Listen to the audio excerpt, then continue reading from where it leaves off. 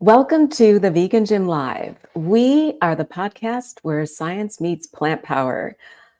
Good morning. I'm your host, Dr. Daphne Bascom, and we are excited to be here with you today. Whether you are a returning listener, whether you're joining us for the first time, we're so thrilled to have you here. Every episode of the Vegan Gym Live, we dive deep into the science-backed training techniques and the latest in plant-based nutrition. We want to ensure that you're getting the most out of your vegan lifestyle. Our primary mission is to empower you with cutting-edge information that will help you optimize your health and fitness, because we want you to live your best life as a healthy, fit vegan. So, welcome to this special series on Women's Health Month. This May, we're dedicating our episodes to explore and celebrate the diverse aspects of women's health, with a focus on empowering women through knowledge and action. Now, throughout the month, and I hope you'll join us for every episode, we'll dive into topics that are crucial for women at all stages of life. We're going to promote an understanding of how nutrition, how movement, and how lifestyle can intersect with women's health issues. And to kick off the series, I'd like to welcome Coach Megan Jones. Megan, welcome to the Vegan Gym Live. Well, thank you, Daphne. Happy to be here. Megan, you are you are the newest coach on the Vegan Gym coaching team. Would you mind taking a few minutes introducing yourself to the community? Tell a little bit about who you are, your journey to becoming plant-based, and how you ended up on the team? Oh, absolutely happy to share. So, hello, everyone. I'm Megan, Coach Megan. Still getting used to that. I've been with the team since February of this year, so I still hold the newest team member title on the coaching side. I am 42 years old, and I am been a coach for many years, since 2015. I'm also a certified personal trainer, and my vegan journey started near the time of when I became a coach.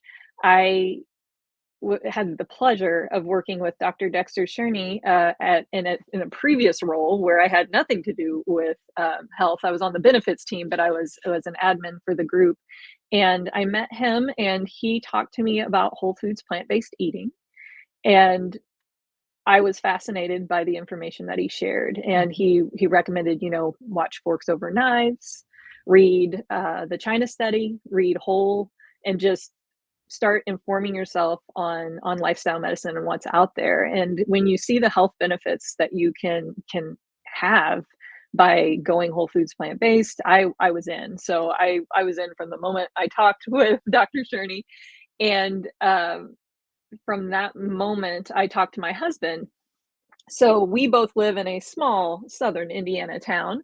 We both are from the same hometown. Did not date in high school or anything like that. We actually started dating during college when we came back home for a summer job. So it was so funny. We've lived in the same town our whole life. We went away to different schools in different parts of the state and met each other during a summer job, and then started dating. So we dated for many years, long distance, and then we got married and stuff.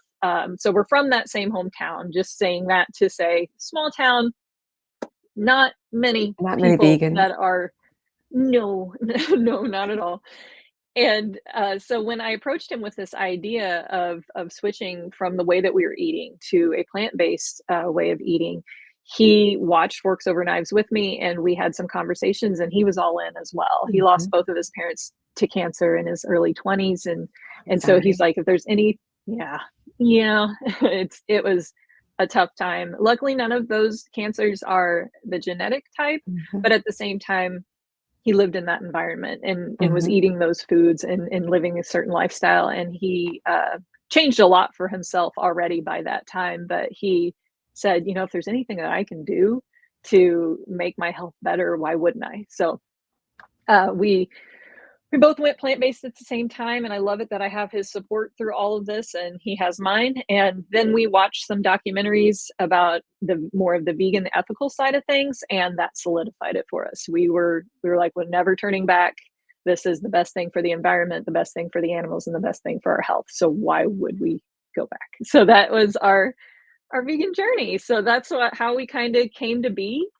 Um, so living in that small town again, a lot of things have changed in 10 years of Mhm. becoming vegan in a lot of positive directions, but I feel like we have a long way to go um, before there are good, healthy options out at restaurants and things in smaller towns, at least. We have to go at least an hour and a half away to eat anywhere that isn't just bar food, Mhm. that you go and have. So yeah, so that is kind of my journey to here as far as the vegan side of things. And how did I end up at the vegan gym? So, like I said, I've been a coach since 2015. I had the pleasure of working at a health center that was lifestyle medicine focused, and so it was such an amazing experience. And Dr. Sherney was a big proponent of getting that place up and running. And the CEO of that company knew that it would help with return on investment and overall health of their employees, and so they opened this lifestyle medicine facility. So I got to be a coach there and it was great, but working in it's still in a small southern Indiana town, Mhm. and there are challenges around that to getting people to see the spectrum and where they are and where they could go. And so there was definitely some learning hurdles there. And so I kind of moved up through management as one does when they stay at a business long enough, and became the health center manager. That was a tough job, and I was missing something. I was missing getting back to focusing more on the wellness side of things. So I left that role and took a position at a different place, focusing on tobacco cessation Mhm. specifically. And that was a learning opportunity for me as well. I was more on the management side of things, but in healthcare, it's can be difficult to get funding to hire more people. So I was also seeing those patients and I was talking to them about that side of wellness. And so for me, I was like, yeah, I'm getting back into wellness, but I'm not where I want to be still. And so that's when I looked into the vegan gym, and it was everything that I've always wanted in a job.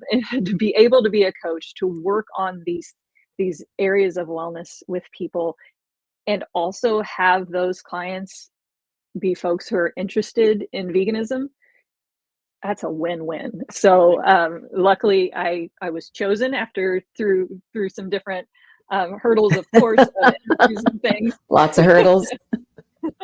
Hey, it was well worth it. So that's what kind of brought me here. So that's a little bit about my vegan journey and my journey to the vegan gym.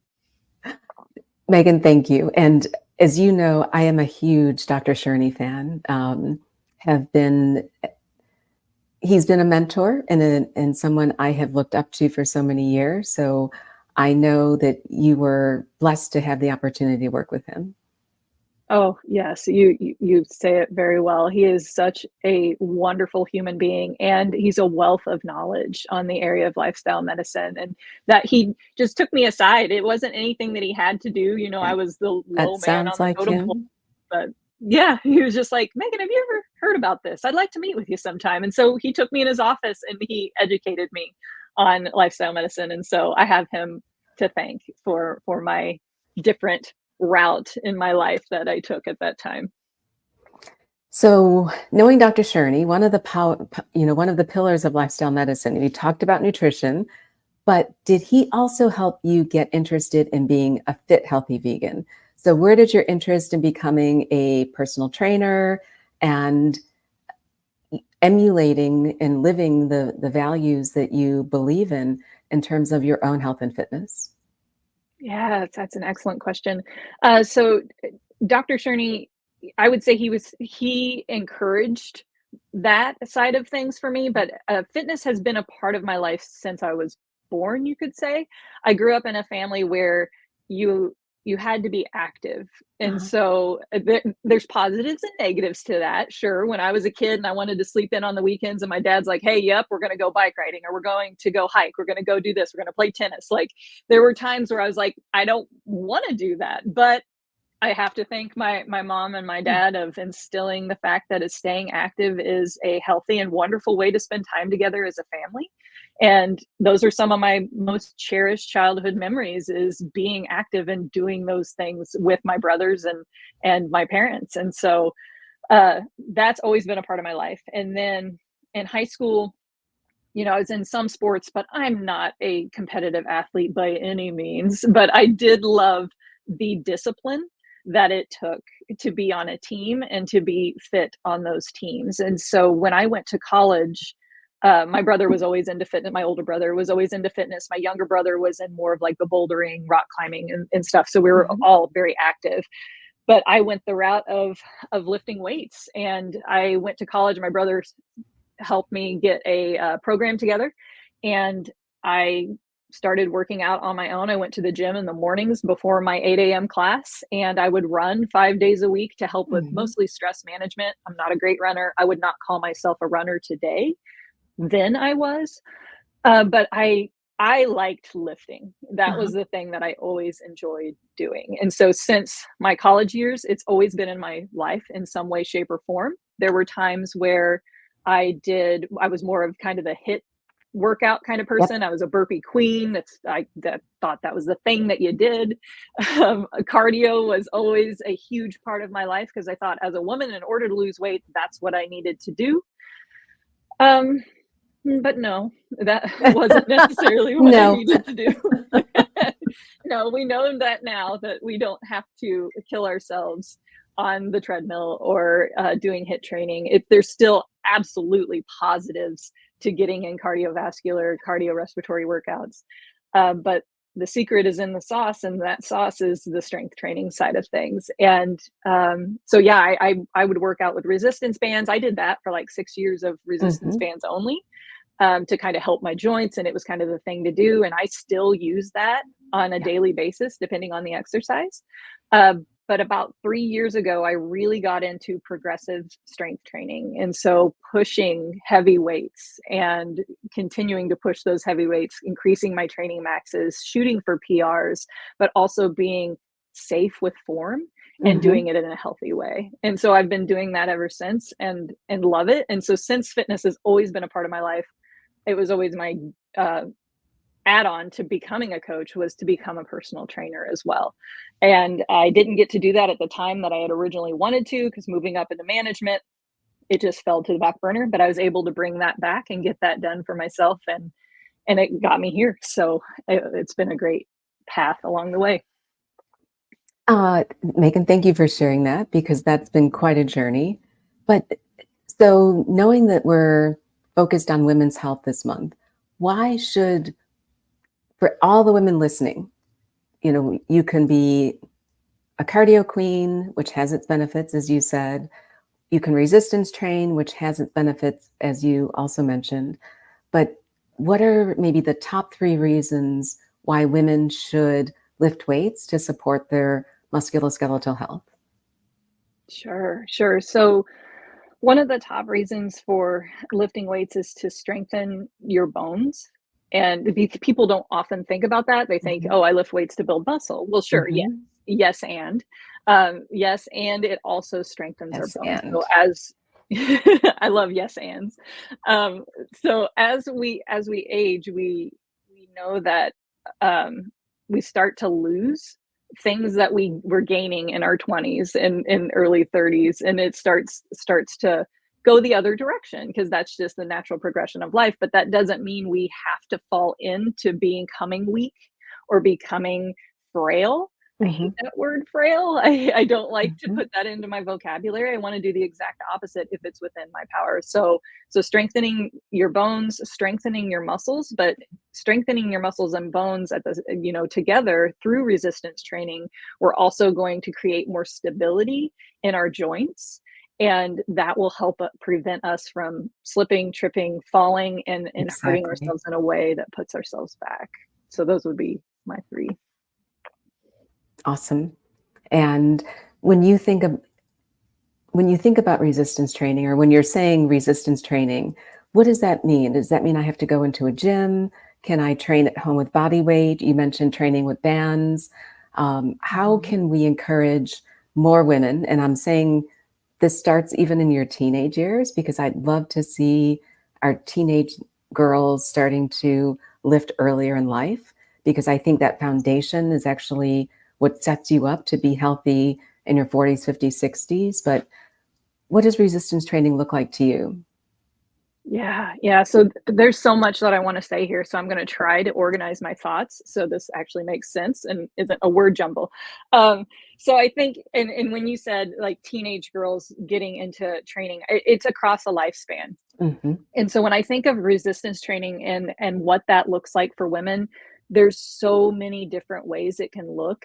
It doesn't have to be any one thing. So it doesn't have to be in a gym. It doesn't have to be um, something that we have to go out and do. And I mean, you do have to pay for things, but you can even start out with body weight movements. Hmm. So when we think about what we can start teaching people through life, it's those functional fitness way that our body moves. So thinking about bending and lifting, raising our hands up over our head, and pushing, pulling, rotational Exactly. movements. All of those are things that we do every single day, but we don't realize it. So how can we continue to strengthen our bodies in a way that helps us to move even better, to again, to try to prevent any kind of harm to our bodies, but also to feel empowered to be able to do the things that maybe we didn't think we could do. So I would say starting out body weight movements, adding Mhm. in things that you have at home that have weight. So resistance training can look like anything. So it's weight bearing movements. So we already have gravity on our side. As long as you're not swimming in a pool or cycling, you've got gravity really pulling down on you. So focusing on the weight bearing movements that you can. If you need to start out with cans of soup, That if you works. need to start out with jugs of water, Yep. that's still 8 pounds, like that's still resistance to what you normally are lifting. So starting out there, you definitely don't have to go to a gym. I've worked out from my basement since we've lived in this house, and we moved here in 2013. So I haven't been a part of a gym. I've over time gotten different kinds of weights. And I would say the most recent thing, well, was probably the rower, but a rack where Yeah. I have a barbell now. And it's taken a while. And of course, you have to have an area that works in. But it's taken me years to build that up. But I've been able to get a facility created in my basement that works for me, where I feel the most comfortable lifting and feeling strong in my skin. And it's wonderful to be able to do that in my own Mhm. house. So it can look like many things, but the gym, women belong in gyms. So I don't want women to think that they have to do it in the darkness. You get out there and you have a presence, take up space, because it's just as important for you to be strong and healthy as it is for a man to be as well.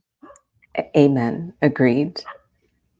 And what does resistance training look like in terms of a recommended frequency if I'm a beginner, if I'm advanced, and is it a little different if I'm, uh, 35 versus my age pushing 60? Yeah, and sorry if you hear a dog barking. That's Can't okay. control it, but yeah, anyway, so sorry. Um, so it can look like many different things. So if you're just starting out, don't overwhelm yourself. The standard recommendations, at least in America, are to get 2 days, 2+ days a week in of Hmm. resistance training where you're moving all parts of your body and hitting all those different main muscle groups. So that is, starting out, and it doesn't have to be a full hour on those 2 days. You can get a lot done in even 20 to 30 minutes with those different kinds of movements to get started, but it can be anything that you want it to be. We always say the best exercise is the one you'll do. And so if you can find a way to incorporate resistance training, and whether that looks like even 1 day, 2 day, 4 day, seven days, I would Hmm. probably try to Stay stay away away. from. Yeah. Yeah, but whatever that may look like for you, and for all age groups, it should be fairly safe. Now, if you have certain medical conditions, then check with your provider, make sure you're Mhm. talking to those specialists that you're being safe within that. But age is not necessarily a condition that we should shy away from resistance training. There are many Absolutely. women, even into their 80s and 90s, that are lifting heavy weights, and heavy weights for them. I'm not saying compare yourself to other people, but what you can do and what you can progressively get stronger in, that are lifting and are able to do the things that they want to do. Now, are they necessarily as strong as they were when they were in their 20s? Maybe, but maybe not, but they are feeling good in their skin with where they're at in their age. So definitely I'd say if you can try to get in 2 days a week, get in 2 days a week, and then kind of build from there. And Megan, do you hear many misconceptions about resistance training for women that, I mean, I hear several. I don't want to get big and bulky, but are there any misconceptions or any myths that we need to bust right here and now? Oh, sure. Don't worry about getting big and bulky. No. That is definitely a myth. I have been progressively strength training for 3 years, and I still look like a woman. That's I mean, like, there's nothing super special. I may have more definition than I used to have, but I don't look like a bodybuilder. That takes so much dedication and work on your nutrition and Mhm. your and on the physical side of things to obtain that. And that's why only a very small part of the population gets there, because that is their main focus. But that is definitely a myth. What heavy strength training will do for you is build strength. And building strength doesn't necessarily mean we get bulky. That's Mhm. what people have that misconception. Strength can happen where you may still look the same, but I can lift way more now than I could, but I still look fairly similar to what I looked like 3 Mhm. years ago. I Mhm. just may have a little bit more definition, but not a ton. So definitely that you get big and bulky.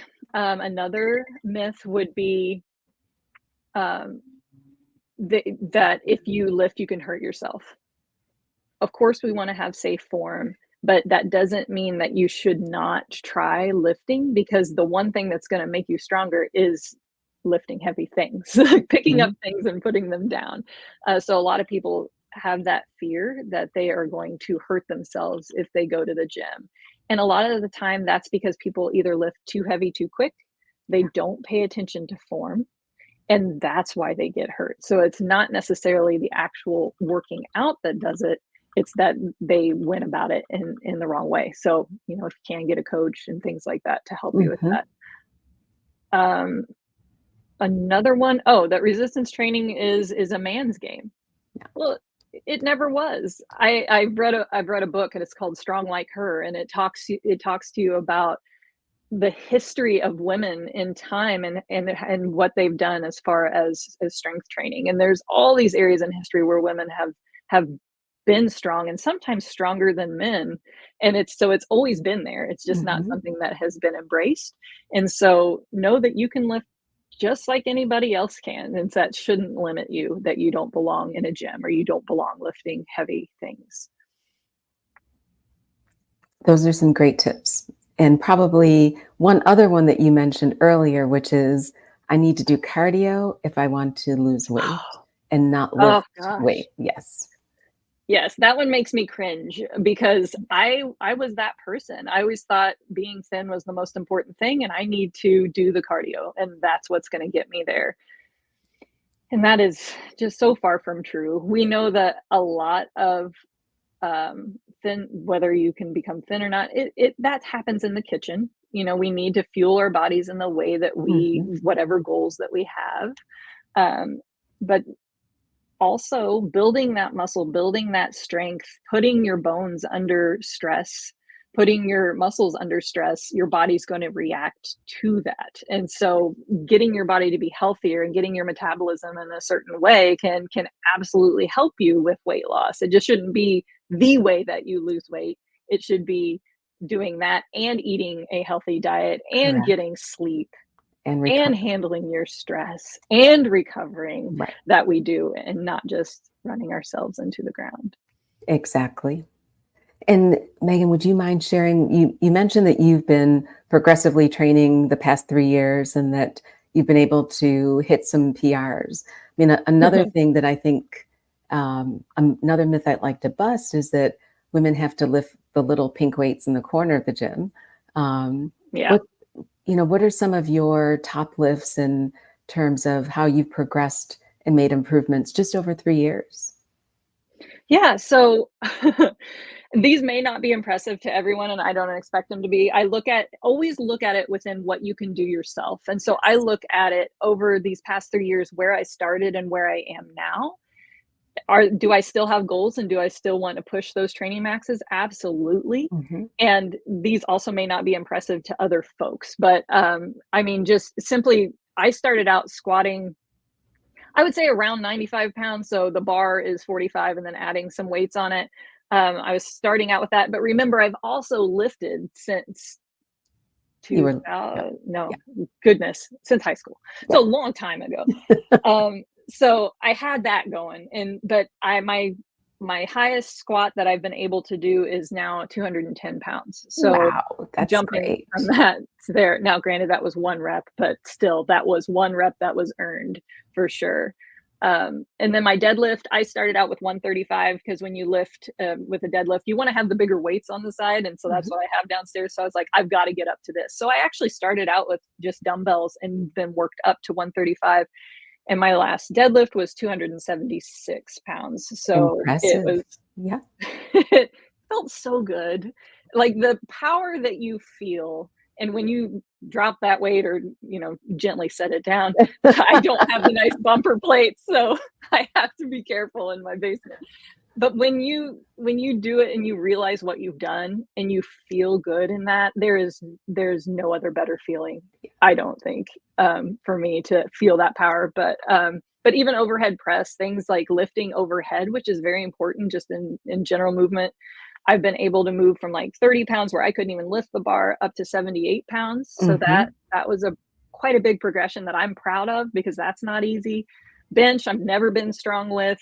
But I've been able to move from 65 pounds to 123 pounds. So That's there's just great. progress Yeah. there. But I think the biggest takeaway is like when my husband and I go get water softener salt for our machine or our water filtration system, I can carry two 40-pound bags out of the car, around the house, into the house, and into the basement, just like my husband can. And Uh-huh. I don't have to ask for help. That to me is makes it so worth it to be able to do those things. Or I have to weed eat our yard and or trim or what, however you call it. Takes me an hour and a half to do that because we have a lot of trimming, but I can do it and I can do it on my own. Are my arms exhausted? Sure, but Right. I probably couldn't have done that years ago. So those are the things that's why I lift, is so I can do those other things and not have to ask for help for them. So you lift to be functionally fit. I You do. want yeah, I do. yeah. And That's the best part. sometimes I agree with you. I think I love to lift just to lift because I resonate with there's nothing better than hitting a new personal best and that power that you feel of moving the weight, but translating it into what we do every day, I think is where working with someone, working with a coach like you can help because these movements are functional movements. So you can support your musculoskeletal health by learning how to do these movements safely in the gym because they're going to help you carry the bags of salt or carry your groceries. Or as we were talking earlier, put your suitcase in the overhead bin safely. Yes. Yes. The Absolutely. Yeah, these are movements meant for life, not just movements meant for the gym. And it's so important for women to recognize that you don't have to grow weaker over time and that you can grow stronger and that you can retain and sustain that strength uh, into your 80s, 90s, and beyond. Absolutely. Absolutely. Think about what you want to achieve and don't think, "Oh, I'm getting older, so I can't hike to the top of that mountain, or I Yeah. can't run in that marathon, or I can't." Throw away those can'ts and think about how can you strengthen your body to get to those achievements that you have for yourself, and throw age aside. Worry about that. Take care of yourself now and you'll reap the benefits later on. Age is just a number. It is. It is just a number. Megan, as we wrap up today, what is one thing that you would have told your younger self based on what you know today that you would want to share with anyone listening or watching? I would tell my younger self being thin is not the most important thing. I'm 5'9", and so I'm tall, and Mhm. my sister-in-laws are much, much shorter than me. My friends are much shorter than me. I was always the big person, so I thought I needed to be the thin person. No, embrace who you are and what you were given, Yes. and then build on that. And so be strong. Be someone that you look up to yourself because others are watching. And so be who you are Mm. and embrace strength and be empowered to push yourself beyond your limits. That's what I would tell my younger self. Wise words. Thanks, Megan. Well, So this has been amazing, and I can't believe 30 minutes have gone by already. Megan, thank you for joining us on the Vegan Gym Live today and for sharing these important messages with our community. you're welcome. Thank you so much for the invite, Daphne. This has been wonderful. And you'll be back because we have a lot more to touch on when it comes to women's health. But I also want to thank all of you for joining us today, and we can't wait to connect with you again next week. Next week, please join us at 6:30 p.m. Eastern Time, where we'll have Coach Sarah B. on to talk to us about skeletal and bone health. Until then, stay strong, keep pushing forward, and remember, we care deeply about each and every one of you. Be well, superheroes. We'll see you again next week. Bye-bye.